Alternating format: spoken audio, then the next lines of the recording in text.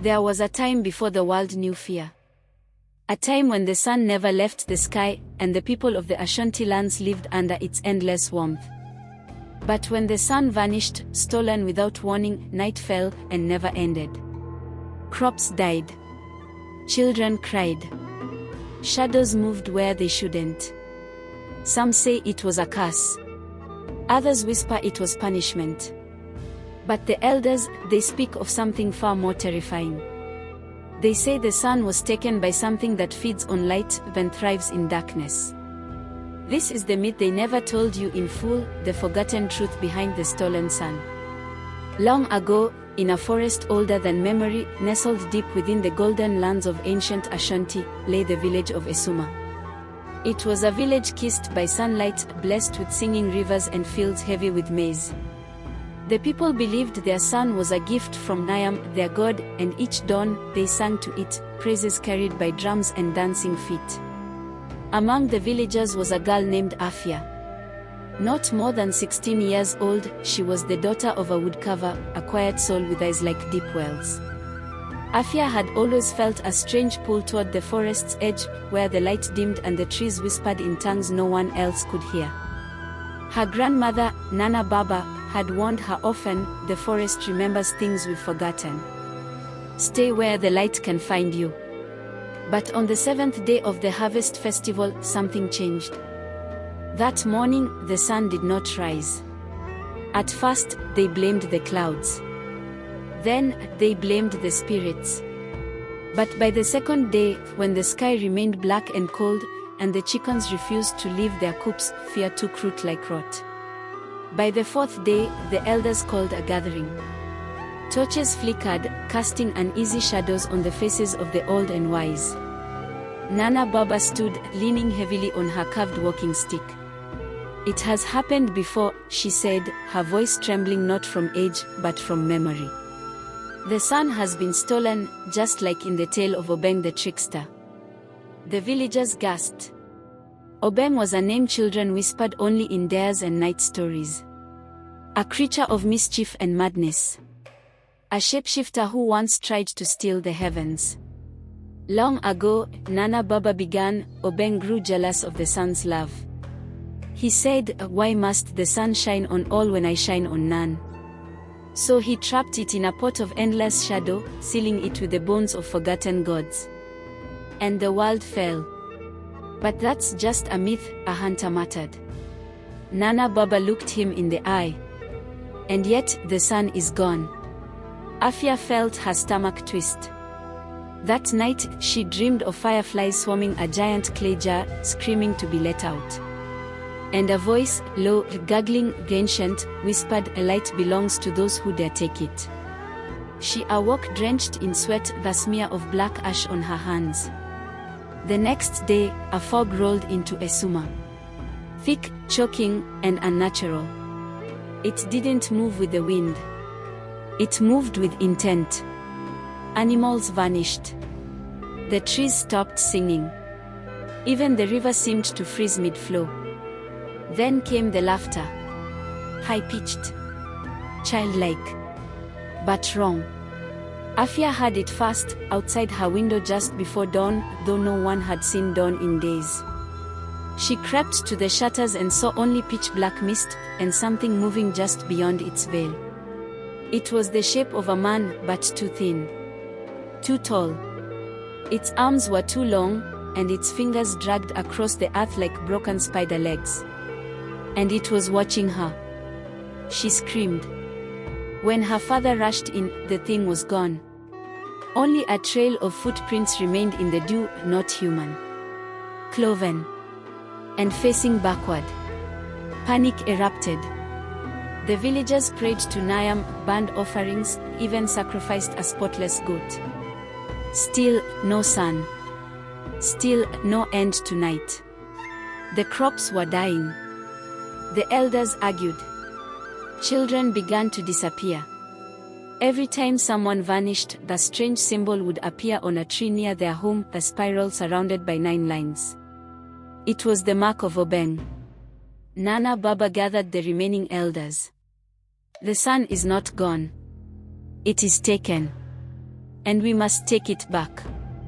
But how? Someone asked. She turned to Afia. Because she has seen him. And he has seen her. Afia froze. No, her father protested. She is just a girl. She is marked now, Nana Baba replied. The shadow has chosen her. But that means she can follow it back. That night, Afia was taken to the center of the village. A ring of fire surrounded her. Nana Baba drew the ancient sigils on her skin using ash and palm oil. She sang in a language Afia didn't know, but her blood seemed to recognize. You must go into the forest, Nana Baba said. Go to the tree that bleeds red bark. Knock 3 times. Then follow the sound of crying. You'll find where the sun is kept. But beware, Obeng knows you come. Afia swallowed her fear. The village needed light. She needed answers. And a voice in her dreams kept calling her deeper into the dark. She stepped beyond the fire. The village watched silently. Then she disappeared into the trees. The forest welcomed her like an old friend, with silence and shadows. She walked until her legs ached, until the torch in her hand began to sputter. Then she saw it, a massive tree, split down the middle, oozing crimson sap. Heart pounding, she knocked. Once. Twice. 3 times. A distant wail echoed through the night. Afia followed it. Through twisted vines and crawling roots. The air thickened. Time stretched. The path became mist, and the mist became voices, whispering secrets in her mother's voice. Why did you let me die? You should have stayed in the light. She covered her ears, crying out, but the wailing grew louder. Finally, she emerged into a clearing. At the center stood a massive clay pot, pulsing with heat and sealed with black wax. Strange glyphs circled it, glowing faintly. And around it, shadows danced. Tall, faceless, mouths gaping open but making no sound. Then she saw him. Obeng. Not a monster. Not a man. A shape with many faces, shifting constantly. Sometimes her father. Sometimes a child. Sometimes herself. He smiled with 100 teeth. You want the sun? He rasped. What will you trade for it? Afia took a step back. Obeng raised a hand, and the shadows rushed toward her. Afia ran. She didn't scream, she couldn't. The shadows moved faster than thought, writhing like liquid nightmares. They had no feet, yet they pounded the earth behind her. No eyes, yet she felt their gaze stabbing her spine like thorns. The forest closed in, the trees bending as if to block her path. She tumbled over roots, her torch long gone. The only light was a faint, angry glow far behind the cursed pot that held the sun. And Obeng, still smiling. Still watching. She collapsed near a stream, or what she thought was a stream. The water was black. Cold. Wrong. It whispered her name. Afia. Afia. Come into me. She shut her eyes tight, shoved trembling fingers into her ears, and sobbed. It felt like hours before the whispers stopped. Then, a hand touched her shoulder. She jerked back, ready to run again, but it was a woman.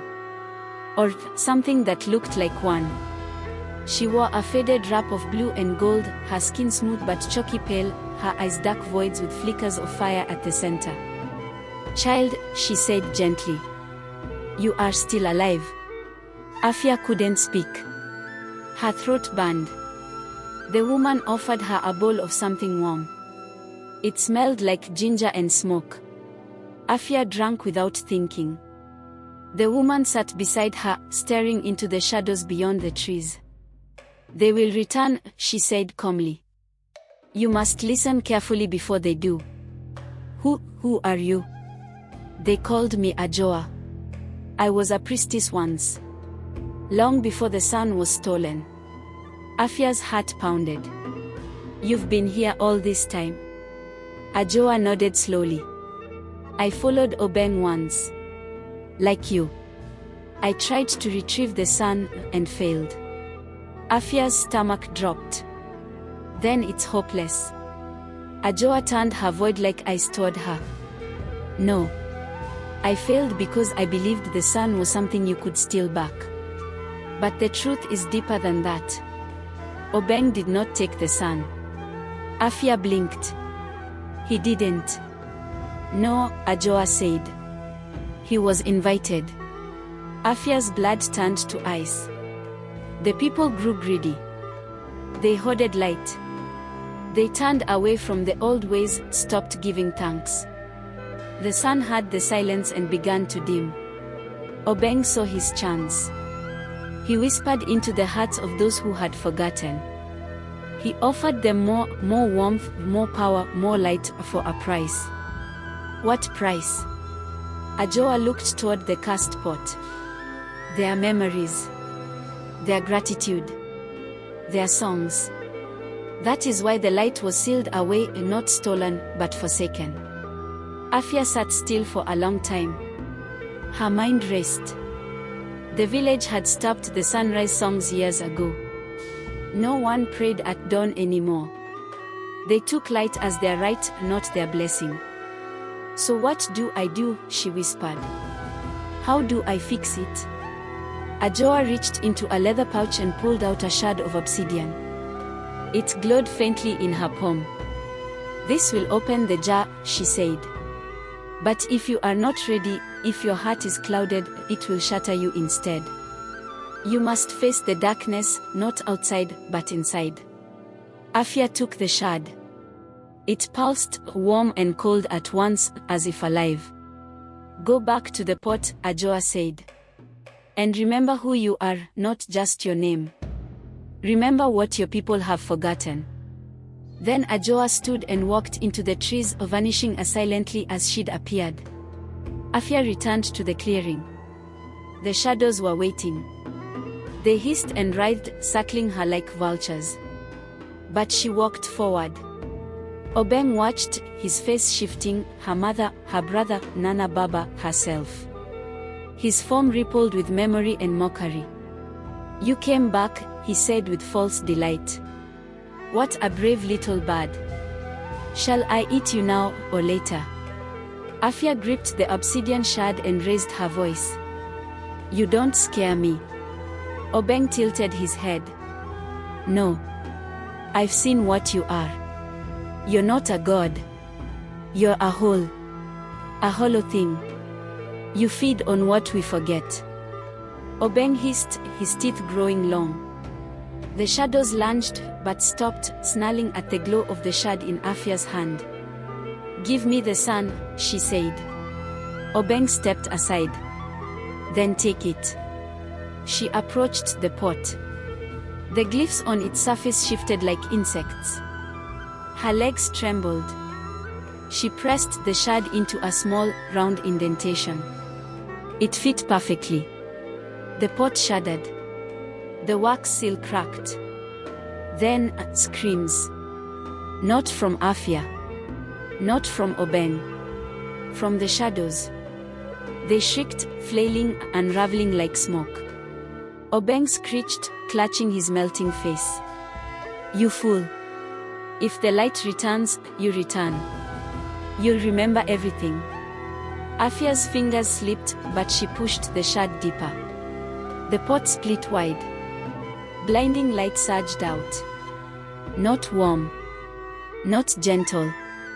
This light was wild. Raw. Alive. It roared like thunder and wept like a mother who had lost everything. Afia was thrown back. Darkness peeled away from the trees.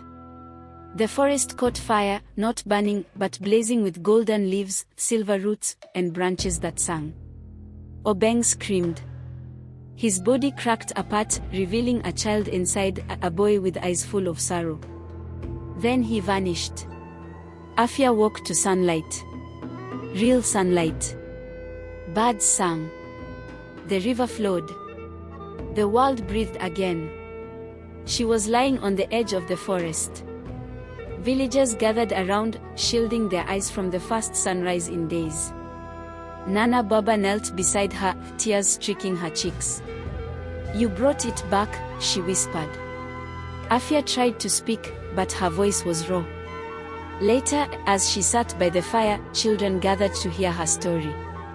She told them everything, not just of Obeng, but of the forgotten songs, the greedy hearts, the price of silence.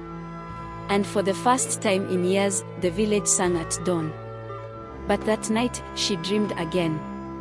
Ajoa stood beside her, silent. Then the forest bled black. A faint laugh echoed in the distance. Not Obeng. Something else. Something that hadn't forgotten her. The sun was back. But the darkness had tasted her soul. And it was still hungry. Afia should have felt peace. The sun had returned. Warmth poured across the village of Esuma like golden honey. Drums beat again. Laughter filled the air. The people gave thanks at dawn, kneeling with open palms and tear-streaked faces. The crops began to heal. Goats bleated. The birds remembered their songs. And still, Afia could not sleep. The dream came every night now. Not of Obeng. Not of the jar. Of something older. Something beneath even the trickster. A shape that did not shift. It did not speak. It only watched her from behind the sun, like a wound in the sky. And always, just before she woke, it whispered one word. Return. Days passed. Then weeks. The village celebrated her as a hero. Some called her a spirit child. Others said she had touched the gods. Nana Baba warned them softly not to worship her. Heroes are still human, she reminded. But Afia began to feel detached. It started with small things. Her shadow would stretch the wrong way at dusk. Her reflection in the river blinked out of rhythm. When children laughed near her, their voices echoed too long, like something else was laughing behind them. One morning, the sun rose late. Just a minute. Then 2. Then 5. No clouds. No eclipse. Just hesitation. And Afia heard it again. That whisper, from nowhere and everywhere. Return. Nana Baba called her to the fire hut that evening. Her bones crackled as she stirred the coals. "You've changed," she said simply. "Your spirit walks unevenly." Afia stared into the flames. "I brought the sun back. Why does it feel like something came with it?" The old woman nodded gravely. "Because it did. You tore open a seal that wasn't just keeping the sun in. It was keeping something else out." She leaned forward. Obeng was never the first thief. He was only the one foolish enough to wake the door. Afia's mouth went dry. "What door?" Nana Baba picked up a shard of obsidian. It had gone dull, cold and cracked. "There is a name our ancestors buried. A being older than light. We called it Eweji, the Unborn Hunger. It existed before Niam shaped the world. Before words. Before time. When the sun was placed in the sky, it was done not only to give us light, but to keep it in shadow." Afia's skin crawled. The pot was not just a prison for the sun. It was a lock on the world's edge. She remembered the final moment, when the jar cracked open, and the blinding light erupted. But what if that light had not come alone? That night, Afia couldn't sleep. The shadows in her heart moved on their own. She lit a lamp. It flickered weakly, refusing to glow strong. She stepped outside. And saw the sky was wrong. There were no stars. Only a hole. Like someone had carved a circle out of the heavens. It pulsed softly, black as oil, ringed with cracks of bleeding gold. As if the sun itself had been wounded. The next morning, the well water turned black. Children refused to speak. A goat was found flayed near the edge of the forest. No tracks. No blood. Just emptiness. Afia knew what she had to do. She gathered her things. The shard, though powerless, still felt important. A dried clove of kola nut. A scrap of cloth from Nana Baba's altar. And her grandmother's final words, return what was taken. Seal what was opened. She made her way back into the forest. The trees no longer whispered. They screamed. The forest had changed. It did not welcome her now. The roots moved when she wasn't looking. Shapes stood still between branches, as if watching without eyes. Wind circled her feet, whispering half sentences. Why did you open it? We were sleeping. You fed it light. The bleeding tree still stood, crimson sap now dry, the bark split wide like a mouth. Afia placed her hand on the trunk. I'm not afraid of you, she whispered. The tree laughed. Not the bark. Not the leaves. The voice came from behind her. From within her. You should be, it said. She turned. There stood Ajoa. Or something wearing Ajoa's shape. Its eyes were too wide. Its limbs too still. Its mouth smiled, but never closed. You opened the jar, it said. You burned Obeng. But you also burned the last wall. Afia stepped back, trembling. Then help me close it again. You can't, it said, shrugging. There's nothing left to close it with. The sun is here now. But so is he. Eweji. He has tasted this world again. The forest trembled. And the sky cracked. Afia dropped to her knees. What can I do? Ajoa, or the thing that once was, tilted its head. You must become the seal. A blinding pain stabbed through her chest. Visions rushed in. Eweji, a formless, endless, devouring suns across galaxies. Niam placing the first light in the sky like a spear in the dark. Obeng weeping as he tricked the spirits, not for malice, but because he was afraid of what he had seen behind the veil. And now, her. A girl. A vessel. The only one who had walked into the shadows and emerged with memory intact. She stood. Her skin glowed faintly. The obsidian shard in her hand fused into her palm, burning into a spiral, the mark of sealing. I will not let this world fall, she said. Ajoa bowed, finally still. Afia turned to the heart of the forest, where the pot had shattered. Now, only a pit remained, breathing softly. Golden cracks sweeping light and darkness at once. She stepped in. The pit swallowed her. The earth shuddered. The sky healed. The sun burned clean and high. And the people of Esuma never forgot again. So, my dear friends, the myth of the stolen sun is not just a tale of loss and return. It is a warning. A reminder that light is not guaranteed, it is guarded. Not just by God, but by those brave enough to face what lies in the dark. By those who carry memory as a weapon. Afia became more than legend. She became the seal. And every sunrise is her heartbeat. So the next time the sun rises, give thanks. Because the darkness is patient. And it remembers the taste of light. Make sure to like the video and subscribe as the stories are just about to get better.